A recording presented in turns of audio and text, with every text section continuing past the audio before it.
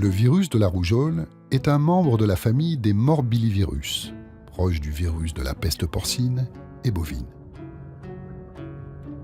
Mais contrairement à de nombreux virus du même type, celui de la rougeole ne mute pas. Il a gardé la même structure depuis des décennies.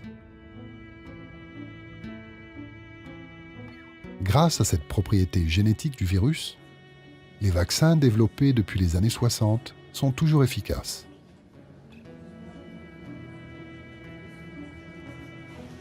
La maladie se transmet par la toux, la salive ou encore les sécrétions nasales.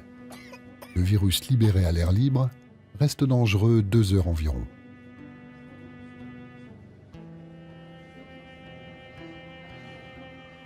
Pendant 10 à 14 jours après l'infection, la maladie est dans sa phase silencieuse, sans symptômes.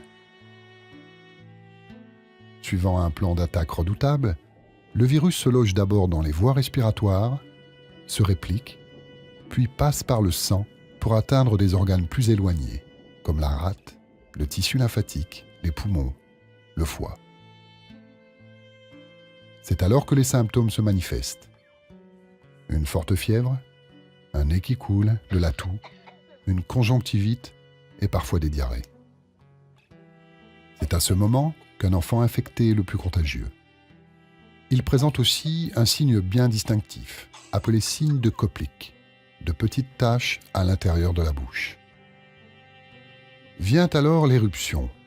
En 4 jours, de petites plaques apparaissent sur la peau, d'abord sur le visage, avant de s'étendre au reste du corps. Arrive enfin la desquamation, c'est-à-dire la perte des couches superficielles de la peau. L'enfant malade est fatigué pendant une dizaine de jours avant de se remettre.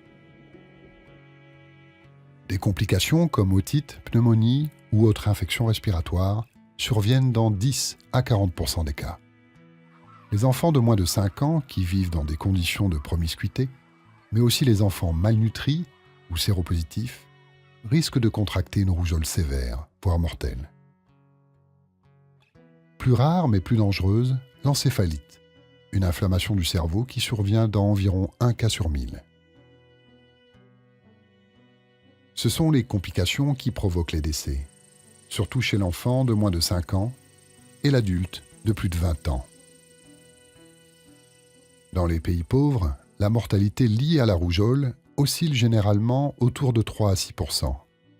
Mais ce taux peut monter à 30% dans les camps de réfugiés ou dans les communautés isolées.